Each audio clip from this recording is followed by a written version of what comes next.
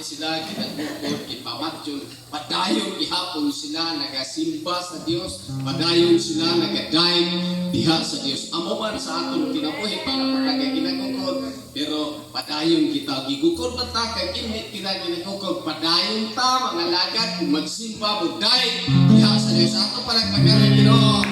Hallelujah! Glory to God. Sa matangka, padayon mga tusod daghan gaman. Damot kita, padayon gihapon, gamay lang kita, padayon gihapon diha sa Ginoo. Amen. Kaya kung pagpintog ina, tanan daw mga tuhod luhod sa ngalan ni Jesus. Amen. Kaya naman lugay at tuta sa mga paghatag o testimony at may hatag ang panahon. Sometimes sa nagkakanto din ato awito nagkasiling nga nalipay ko. Sandre. Basa ko, lipay ko.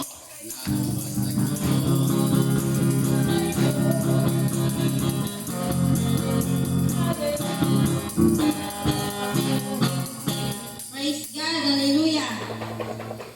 Ari naman kita sa pagtestimony, kapasalamat sa tumboy o Diyos. Bago kita magpasalamat kag magatag sa itong testimony, ako kamo ginahangyo sa pagpanindog. Praise God, hallelujah. At ang pagkakantahon, kumubalik sa Jesus. Praise God. Kumubalik sa Jesus.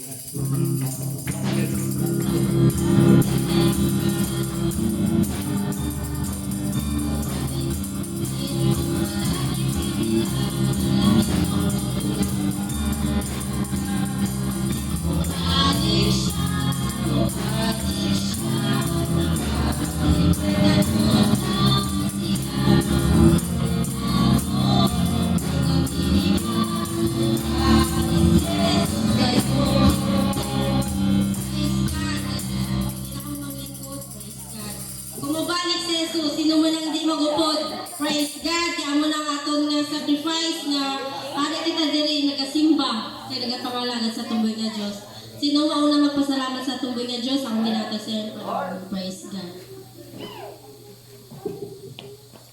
Praise God! Nagpapasalamat Amen. ako sa ating mahal na Panginoon sa isang buong linggo na paggagabay niya sa bawat isa sa ating mga kapatid, nila sa pamilya ko, bagpo sa inyo lahat mga kapatid. Masaya ako na nakikita ko kayong na malusog ang pangangatawan dahil itong physical natin mga kapatid, Amen. madali lang itong makaramdam ng sakit. Kaya naalala ko na naman, dito na naman tayo mga kapatid. Naalala ko talaga yung sabi ng mama ko mga kapatid. Yung nandun pa kami kina Uncle Boy, sabi niya sa akin, madalas niya yung sabihin sa akin, binibigyan niya ako ng halimbawa. Sabi niya, "Nak, tignan mo yung anak ni Uncle mo Boy, tignan mo yung mga sarsedad seedlings, mga anak," sabi niya. Kahit mula Monday hanggang Saturday, busy sila, pero ang linggo hindi nila kinakalimutan sa Diyos. Doon si Mama nagagala, kaya natutuwa ako mga Amen. kapatid. Hallelujah. Kapag nakikita ko sila Rachel, sila Kuya Gerald, kasi syempre pag mawala na yung mahal natin sa buhay, alaala na lang. Kaya yun ang lagi kong naalala. Sabi ko, yung mga bata nandito sa mga simbahan, pero paglaki nila, kanya-kanya na sila. Hindi mo na makagilat kung saan-saan. Kaya doon ni Mama nabigyan ng halimbawa ang mga anak ni Uncle Boy, kahit ano sila ka-busy kasi doon kami sa kanila. Pag-araw ng linggo, nandyan sila. Kaya nai-encourage ako mga kapatid. Sabi ko, kahit tayo makasalanan, pero pag-araw ng linggo, sabi ko, nagpapagamit tayo sa ating mahal na Panginoon kasi syempre, bilang nasa physical, marami tayong obligasyon sa mga bawat pamilya. Kaya sabi ko, tama talaga mga kapatid na huwag natin ipagsawalang bahala ang paglilingkod natin sa Diyos. Kasi ito man lamang may offer natin ang ating matatapat na paglilingkod, although na marami tayong mga weaknesses, failures, mga nandyan po yan, mga kaakibat talaga yan ng ating buhay. Pero mga kapatid, lagi natin alalahanin, lalong-lalo na ako. Sabi ko, lagi kong isinisip sa sarili ko na siya, huwag lang puro material. Dapat ang buhay maging kalugod-lugod sa harapan ng Panginoon. Sabi ko, Lord, alam ko, balang araw, Lord, sabi ko kung ano man ang kalooban mo, ikaw na po ang masunod. Kaya nga sabi ko, unti-unti na nalalagas ang mga elders. Siyempre, sino ba ang susunod? Ang mga anak. Kaya sabi ko, natutuwa ako mga kapatid. Sabi ko, sa ako nawawalan din ng pag-asa. Alam ko, gagamitin mo si Kuya Gerald, sabi ko. Kasi, siyempre, siya din yung sa amin na pamilya. Kasi, bigit man ang sa laog. Sabi ko, kung ano si Kuya Gerald, siyempre, malaking ding gamit si Kuya sa gawain ng ating mahal na Panginoon. Who knows, someday, malay natin, maging pastor pala si Kuya Gerald. Hindi natin alam. Kasi hindi natin alam kung paano hipuin ng Diyos ang puso. Kasi, di ba, kahit yung prodigal son, lumayo siya, pero gumawa talaga ang way. Gumawa ang Lord para ibalik siya. Kaya, hindi ako nawawala ng pag-asa. Kaya, kung ano man ang mga ano, sabi ko din kaya pag-pray lang. Kaya, minsan, sabi ko, pag-pray lang si Kuya Gerald, wag lang ganyan. Kasi, hindi yan nadadala sa ganyan. Sabi ko, lumuhod. Kasi lalo na din sa ate ko, siyempre hindi din sa ibang tao, sabi ko, di din ako nawawala ng pag-asa sa ate ko na si Kuya magkaroon siya ng pag-ibig sa Panginoon. Kasi sa totoo lang mga kapatid, na-realize ko, grabe tayo magsikap dito sa mundo. Pero paano kung mapahamak ang kaluluwa natin? Hindi naman natin pwede sabihin na, oy, tulungan mo ako, ayoko na dito, hindi. Pang walang hanggan yun, mahirap yun mga kapatid. Kaya minsan natatakot ako, sabi ko, Lord, sana sa pagbabalik mo, isama mo kaming lahat. Kasi mga kapatid, mahirap sa kalooban, makita mo, mahal mo sa buhay. Nandun siya, ikaw nandoon, mahirap yun mga kapatid. Kaya sabi ko, mag-ano tayo sa Panginoon, magsikap tayo kasi hindi man kita maligtas, hindi nyo rin ako maliligtas. Kanya-kanya tayo, kaya mga kapatid, magsumikap po tayo sa ating mahal na Panginoon na makasama tayo sa kanyang pagbabalik na hindi masayang yung sinimulan natin, kundi makapasok tayo sa kaharian ng Diyos. Sa kanya lamang ang papuri. Amen. Praise God. Ang burden ni Pastora na para sa atong mga kalag, praise God, hallelujah. Luma man yung mga verses na atong permi mabatian, pero always welcome ang atong buhay nga Diyos sa iya simbahan. Always siya ginahambal ara sa Bible. Repent and be baptized. Number 1, gate, mga kita pasaylo sa atong buhay nga Diyos, praise God. Tanan kita may mga kainaan, tao lamang kita, praise God. Kumbaga nakikipaglaban ang aton kalag, praise God, always na siya nagalaban sa aton unod.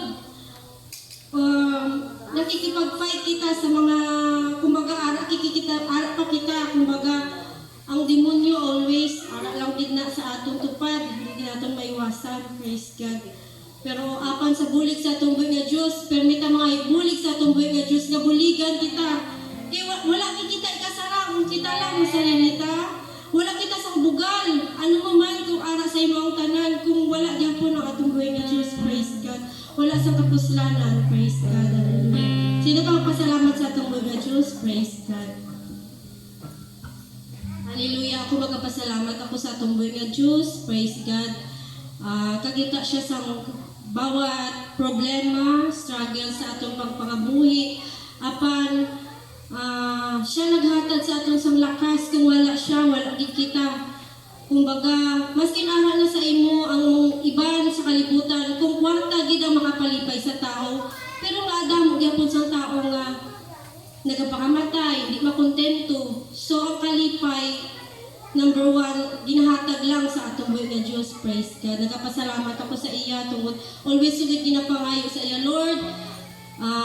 Kung ano man ang faith na ako, nga ara sa akong dugang ni pa, Lord, ang akong trust sa imo, Lord, ikaw magabulig ko, Lord, kay kumbaga sa sarili ko, maisip ko, wala gid ako sa iban, wala gid sa iban makabulig, praise God, kundi atong buhay nga Diyos lamang, praise God.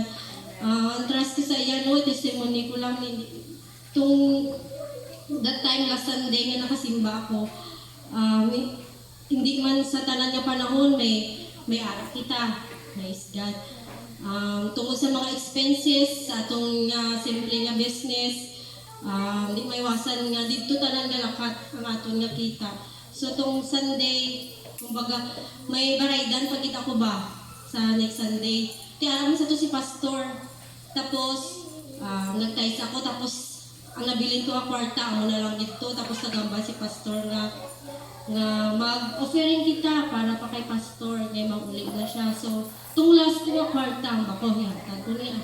Ko lang na wala ang balaan ko lang, hindi ko balaan ko anong babayad ko next week yata ko lang. So, testimony ko lang no, kumbaga hindi man kita tanan nga halimbawa sa hatag pag kumbaga hindi mo lang isipon nga pag nagatag ko agi-atag-atag ko pa to abi ang kwarta. Hindi mo lang dito isipon. So praise God, atong kwarta nga last ko naging nag-times 5 pa pagkasunod si Mana. So nakabayad ako, may sobra pa, may siya. Dako gid ako pasalamat sa atong na Diyos ko. At sa gamay mo galing nga faith nga amon sina nga bagay, gamay mo pagtuo lang makita niya. Praise God. Ano pag ito may mga dako pagkita pagtuo sa iya. Praise God. Hallelujah. Number 1, nagasakit ako ba? Wala ko nakasimba tong Sunday. Doon tabuhan pagkita na Father's Day ba? Nakakita ko sa pastor sa JC. Ay, siguro nagsakit ko no. Kaya wala man ko sa tagaan dito nga father. Ara si Brother Gerald, ara si Pastor, ang Tay ko nakasimba, gali ko.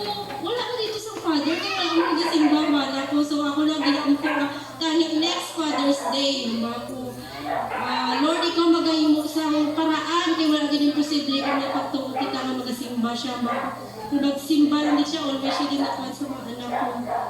Praise God, puso mga sakit-sakit subong, pasalamat ako, mga anak, wala din nagasakit. Bala ako na lang gasakit, kung naligat ko. Hindi ko na balang kung ano ginabatsyat ko, nag-heartburn ako, nga mala-mala ang diri ko. Tapos, wala lang din ko nagpa-nervous ba?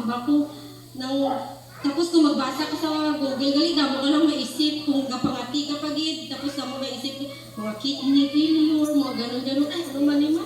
Damo ka man negative, gali kung tanawon mo lang na diri. So, ako nang ginaampong kapakalma, lang gid ko kay tanan ng hilot, gihilot na, rutay, ako nakasimba kay girutay, may kung ano na lang. So sa kaluyan sa, aga naman, wala na ako na-glasses, tapos kagabi na-glasses naman ko. Ara naman ang demonyo ba? Nag-inom ko sa bulong, pag mag-inom ko sa itong bulong na to, daw hindi ka kamata.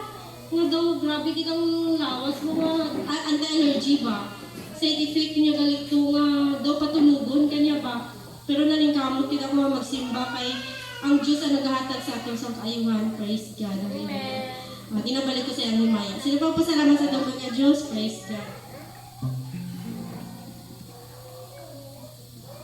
Apat kung wala na, praise God. Atong timbon, ang pasalamat sa tungkol niya, Diyos. Wala, may harap pa? Ay, may harap pa. Praise God. Amen. Lalay, praise God, nagahawit sa aton. Adlaw-adlaw. Praise God, bisa naguganga na naman ang akong pasyente. Hindi ko gini-expect na kayo. Hindi ko tansi ang goal ko. Kasi malipong siya kasi sa kanervyos. Kaya first time na nagpa-check up sa doktor.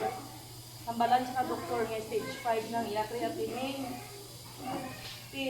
Candidate na siya for dialysis. Wala na siya gati yung tingog, kinamangkot sa doktor, wala na siya gasabat. First time niya gali na pa-check up, amo pa gid na ang advice ng doktor sa iya. Wala ang kwan gid sang doktor, gina-encourage gid siya nga dialysis. Pero ako naman, para sa akon, hindi ko magsugot. Siling ko hindi ko magsugot. Siling ko dok, base may mga iban pa nga test nga pwede mo. Kaya ang akong pasyente, pag-check pa man. Kaya lang ang luya pa, ang pag-check paluyahon ta. Di amo na sang ulihin nga kwan, desisyon ni Doc, i-admit tani siya, pero wala lang ko nagpasugot anay. Pero siling ko sa kay tiyo ko, siling ko, wala man sa iban ginasaligan, siling ko na sa iya. Kung salig lang kita sa Ginoo. Aside sila sa mga bulong na tinatawag sila, may mga bulong na mga one pa, mahagapan pa man ang iya kung kwan. Pero siling ko sa iya, ginadvisean ko sila, salig lang sa Ginoo. Siling ko, kung pwede malimbahon kita para sa Ginoo, siling ko sa iya. Kaya ako, siling ko, subong nyo lang ko nabatihan, hambal sila sa inyo. Subong na siling ko, nagapabatsyag na ang Ginoo sa inyo, nagapabatsyag na siya sa inyo. Bako sayang man ang kinabuhi kasi nga madula ka sa kalibutan, naway tasang may nahimo para sa iya. Hindi ko ang iya lang na siguro kapabatsyag lang na siya. kumbaga pa mali, mga lagad sa pang Amen. Gabo na Kristo sa ila. Kag do halos tanan kami ang among ginistoryan sa balay. Tagas ang may iban man sa amon, may mga diabetes. Ito ano ni man daw nabungol ng talinga ko. Kung pwede, hindi na ako magtambay sa balay. Kaya do ako na-stress naman ko. So, pati ako magalingin, nahulog, kaipin. Kung paano ko, ikuan kasi ito, nasugangan na naman ang ako na pasinti. Kaya pati ako do, magalingon ko, pasinti ko naman. Kaya bisan ako may ginabasyag man. Pura mo lang na, hindi na ano, kahit siyempre, arak ka sa Ginoo. Ang Ginoo ay mga kapabaya. Amen. Ginapangayo ko lang din na mayo nga panglawas sa Ginoo, na mga tagaan niya na mayo nga lawas. I-preserve niya pa sa lawig pang sinabuhi na mong diri. Upod ko sila ng mga lagad. Nga di pang uli ang tanan. Ginabalik ko salamat sa tunggu na Diyos. May purpose gid sa atong buhay nga Diyos. Sino man naman ang gusto nga magkasakit kita. Wala sa gusto nga tao nga magkasakit. Pero ang tanan sina sample lang nga may purpose nga halimbawa nagkasakit ka. So nalagad ka sa atong buhay nga Diyos, nag-expect ka nga may sakit ka, maayo ka, nag-expect ka nga mapalangit ka kay may taning ka na kumbaga. Pero ang malas kung nami ang lawas mo, wala ka nang alagad, natigok ka. Doa mo na siyang malas. Praise God. So, hindi kita magkumpiyansa may sakit sa wala. Mga lagat kita sa Lord na Diyos. Praise God. Sino pa magpasalamat? Pastor.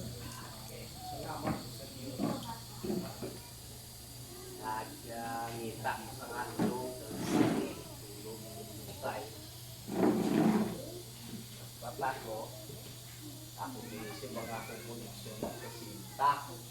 Okay na ni, pagbangon ko so okay na ni kaysa sinta. Ako yung gasolina. Ay, paglagat ko man, padag, paglagat. Wala ko kapatid nga. Kumbaga, nagputo ang higit sa aras. Nagputo man kay na ito, double po man eh. Ay, tanaw ko, gawas ng galifly. Pagkabati, isang kaingot o kaingot iagyan ako sa siya ng sa City Plaza na o sa City Lands. Kaya magtulong pinihan ko ng tira. Kabati niya nga sa to, ano man, niya. Sa tubay. So, ako dito, baga ko manig, sa isua, imong tigit, kanawa o sa nilupok. Ako ni Kwasa, ay gawas ng play siya mo ito kagupok. Sige lang, na akong tayar dito, gamitan lang to. So, ako ikuha, salamat sa Diyos na ang panahon puripo, ang panahon puthatag, ang Diyos sa kahibalo, sa tanan ikinahanglan sa tao. Nga sa Diyos, wala siya likit, at paano ako makabiyahe, kung wala ka sa 100 patunta, pero kasi wala ka pa man yung sa bakal. So, meron mo na akong tanin, ang baklat niya, kaya wala pa, ako na natabo na ang Diyos, maayo din. Nanging tao na maaari na makasumpay pero hindi ibad ko, pero mag-amas ko siya ako. Hindi lang hindi sa akin kay mo siya mabuto pa na pagsiligaw kanang bahagin. Dalay ko ng Diyos, puro minsan addaw-addaw na sa simuhan ng panakipugdok sa kinawat ko kahit pugdok sa pagkinabuhi padayon ng hapon sa pag-salik sa Ginoo sa balik ko tungkol kay Maya sa Diyos ka mapagamay, mapadakong gamay na tricycle. Dako gyud ko ng mga maintenance kung mga salakyan. Baw na ano ko gid na kay subong nga semana. Nangayo man ang salakyan, so dako gyapon ang maintenance nga naguba sa iya. Hindi man naton kaya magbakasang brand new. Kay kung brand new tani, mga 5 years daw na bago mangayo. So di man maiwasan nga kailangan ng sakyanan lalo na sa mga biyahe. Dako ng mga maintenance. So salamat sa tumbay nga Diyos, masin kay Pastor. nga adlaw-adlaw niya nga pangita sa iyang pagtuwag tara sa atong buhay nga Diyos. Praise God. Iya ginahatag. So, always na lang ginaampo nga kita tanan blessingan kay kabalo man ang Ginoo paano ta kasimba kung wala kita sa mga blessings. Kabalo man na siya. Kumbaga sa gamay nga bagay kung amo lang ni kwarto mo masimba ka gid nakita gyapon na sa atong buhay nga Diyos nga ikaw nagapaningkamot. Praise God. Kaya ang tanan may punto sa iya. Kung sample lang sa amba ni sister ay ni Pastora Charity nga nakita niya daw nga mga sarsida sa una nga mga bata nga gasimba gid sila. Dako na yung nakakaimuan sa atong buhay nga Diyos kay nga aman kumbaga inspirasyon kamo naging inspirasyon sa ila nga makita kamo nga kapangalagad. Dako na yung punto sa atong buhay nga Diyos. Tingbot ang pasalamat sa atong buhay nga Diyos. Pagatindo kita, praise God, hallelujah. Pasasalamat.